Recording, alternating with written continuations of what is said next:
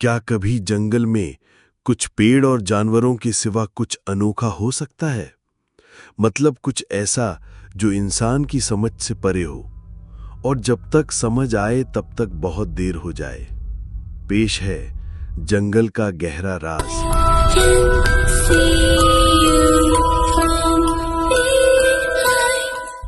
हवा में हल्की सी ठंडक थी, बादलों से घिरा हुआ आसमान, पहाड़ी ढलानों पर बसा छोटा सा घर और उसमें रहने वाली प्रिया जो सिर्फ 17 साल की थी। वो अपनी दादी के साथ रहती थी। उसके माँ बाप का सालों पहले एक सड़क दुर्घटना में निधन हो गया था। तब से दादी ही उसकी माँ और पिता दोनों बन गई थी। घर के पीछे फैला हुआ एक घना जंगल था। बाहर से देखने में वो जंगल सामान्य लगता, हरे भरे पेड़, चहकते पक्षी और बहता पानी। ये जंगल सिर्फ रात को नहीं बल्कि सुबह भी डरावना था। लेकिन गांव के लोग हमेशा चेतावनी देते, उस जंगल के ज्यादा अंदर मत जाना, वहां गहरा काला अंधेरा बसता है। प्रिया इन बातों को दादी के डराने वाले किस्से मानकर हंस देती। एक शाम प्रिया जंगल के बाहरी हिस्से से लकड़ियां लेने गई और इसे दिखाई दिया एक फूल, एक सुनहरा फूल जो झाड़ियों के पीछे छिपा था। वो इतना खूबसूरत पेड़ था कि प्रिया उसे देखने उसके पास गई और उसने देखा वहां वैसे एक नहीं, हजारों वैसे फूल हैं। जंगल इतना खूबसूरत था कि प्रिया एक नजर खड़े होके देखती ही रह गई। जैसे ही वो अंदर गई, अचानक पेड़ों के पीछे से अजीब से जीव निकल आए। वो जीव इंसानों जैसे थे मगर पूरी तरह इंसान नहीं। किसी के लंबे चमकते नीले हाथ थे, किसी की आंखें जुगनुओं की तरह जगमगाती थीं, किसी की परछाई तो दिखाई ही नहीं देती थी और कोई कद में छोटे और अजीब। लेकिन अजीब बात ये थी, वो सब प्रिया को देखकर मुस्कुराए। उन्होंने प्रिया का स्वागत किया, उससे बातें की, उसके बारे में जानने लगे और उसे कहानियां सुनाई।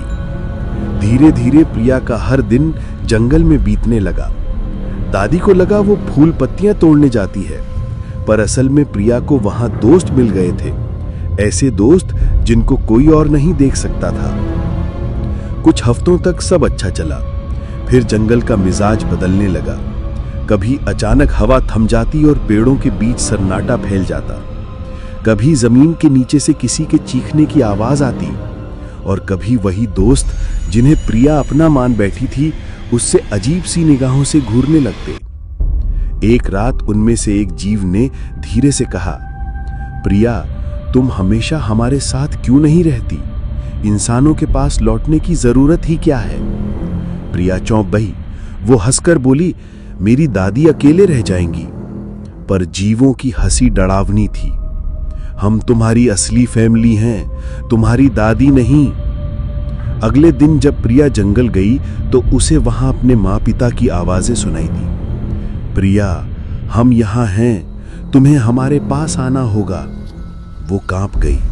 वो तो जानती थी कि उसके माँ बाप अब इस दुनिया में नहीं हैं। वो आवाजें पेड़ों की गहराई से बुला रही थीं। धीरे धीरे वो जीव अपने असली रूप में सामने आने लगे। उनकी मुस्कान टेढ़ी हो गई, आंखें लाल जलने लगीं। अब वो दोस्त नहीं, भक्षक लग रहे थे। उन्होंने कहा, हमारे जंगल की परंपरा है, हर 100 साल में एक इंसान को अपना हिस्सा बनना पड़ता है और इस बार वो इंसान तुम हो। प्रिया भागी, जितनी तेज भाग सकती थी भागी, लेकिन जंगल का रास्ता बदल चुका था। हर मोड़ उसे और गहराई में खींच रहा था। वो चिल्लाती रही, दादी बचाओ मुझे। अचानक दादी जंगल में आ गई। पता नहीं कैसे, पर उन्होंने प्रिया का हाथ पकड़ लिया और बोली, बेटी, मैंने तुझे रोका था। ये जंगल इंसान की आत्मा खा जाता है। जैसे ही दादी ने उसे बाहर खींचना चाहा, जीवों ने हमला कर दिया। उस पल दादी ने कांपती आवाज में कहा, अगर तुझे बचाना है तो मेरी आत्मा ले लो। और उसी क्षण दादी की सांस रुक गई। वो जीव दादी की आत्मा को निगलकर हंसी हंसी में अंधेरे में गुम हो गए। प्रिया जमीन पर गिर पड़ी। उसकी गोद में दादी का शरीर था जिसमें अब रूह नहीं थी। आंखों से आंसू बह रहे थे, पर कानों में अब भी वो अजीब आवाजें गूंज रही थीं। हम फिर लौटेंगे प्रिया, क्योंकि अब तुम हमें देख सकती हो। तुम हमसे कभी नहीं बच पाओगी। उस दिन के बाद से प्रिया अकेले रह गई। वो उदास रहती, उसका किसी काम में मन न लगता। अब वो जंगल की तरफ भी नहीं जाती थी। एक दिन तूफानी रात में, जब बाहर मूसलाधार बारिश हो रही थी और सब अपने अपने घरों में थे, प्रिया सो रही थी और उसे कुछ महसूस हुआ। वो हड़बड़ाहट में नींद से उठी और उसने देखा वो जीव जिनके हाथ जुगनों की तरह चमकते थे, वो उसे देख रहे थे। प्रिया डर गई और बोली, तुम यहां क्यों आए हो? चले जाओ यहां से। वो जीव हंसते हुए बोले, प्रिया, तुम्हारी दादी की रूह से हमारा मकसद तो पूरा हो गया, मगर हम तुम्हें छोड़ नहीं सकते, क्योंकि अब तुम हमारे बारे में जानती हो और तुम हमें बहुत पसंद हो।